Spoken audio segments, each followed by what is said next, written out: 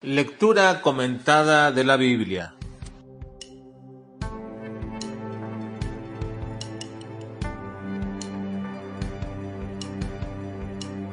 Segundo libro de Samuel, capítulo 13 al capítulo 15. Primera consecuencia del pecado de David, vileza de Amnón. Tiempo de Esquila. Segunda consecuencia, muerte de Amnón. Regreso de Absalón, 2 kilos de cabello. Tercera consecuencia, rebelión de Absalón. David había sido perdonado de su pecado, pero no quedaría impune. Tendría las consecuencias por lo que había hecho, y una de estas consecuencias sería que el mal vendría desde su propia casa. Y en esta narración encontramos la primera consecuencia.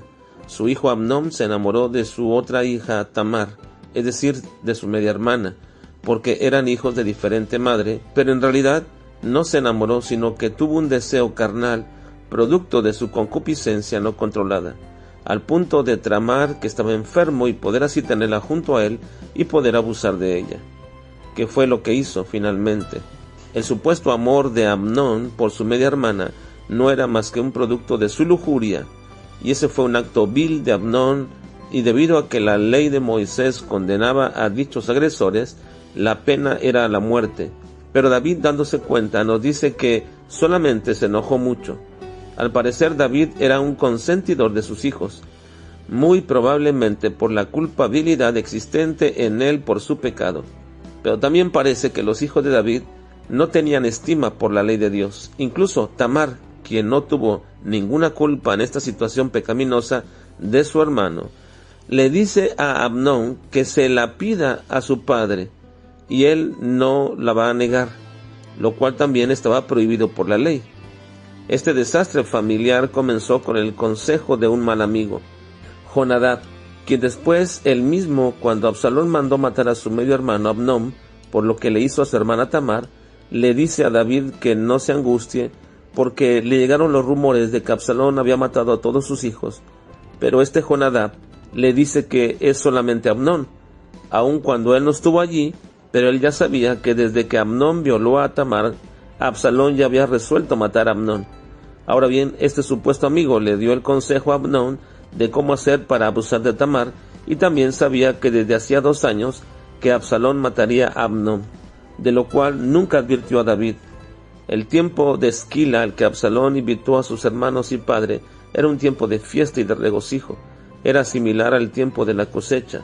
Iban a quitarle la lana a las ovejas, lo cual traería prosperidad a su propietario, y ahí fue donde Absalón planeó matar a su hermano, y luego huir al país de Jesús, pues de allí era su madre, y su abuelo era el rey de ese lugar. La muerte de Amnón hubiera sido probablemente evitada si David hubiera disciplinado a Amnón por su vileza. Pasados 3 años, David quiere traer a Absalón de regreso, y lo manda a llamar debido a una estratagema de Joab, su general, y tratar de reconciliarlos.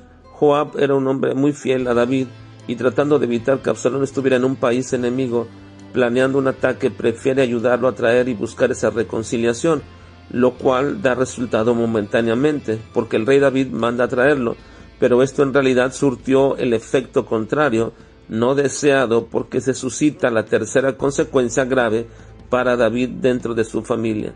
La primera fue la violación de su hija, la segunda fue la muerte de su hijo Amnón, y la tercera será la rebelión de Absalón en contra de él. Absalón era un hombre con una personalidad atractiva. Se dice que no había persona más alabada por su hermosura en todo Israel, quien desde la planta del pie hasta la coronilla no tenía defecto. Incluso cuando se cortaba el cabello, pues le crecía mucho y le molestaba, su peso era de 2.5 kilogramos aproximadamente, y eso hacía cada año. Empezó a usar su personalidad para atraer a la gente, y al decirles que él sería mucho mejor que su padre, ya que él no tenía tiempo para ellos. Así entonces creció la rebelión de Absalón hasta que se hizo grande, y muchos se juntaron con él, teniendo que huir David de su ciudad junto con la gente de su confianza, y dejando allí a los sacerdotes y consejeros para que le ayudaran más adelante. Este periodo de la historia de David es muy triste. Ver cómo su familia se pelea entre sí y también contra él. Pero esto es un recordatorio para todos nosotros de que Dios no puede ser burlado. Nuestro pecado puede ser perdonado, pero su efecto es dañino dentro de nuestra familia, sobre todo para nuestros hijos, si nosotros claudicamos a nuestro sentido de responsabilidad por causa de nuestro sentimiento de culpabilidad y no los guiamos con mano firme hacia el Señor.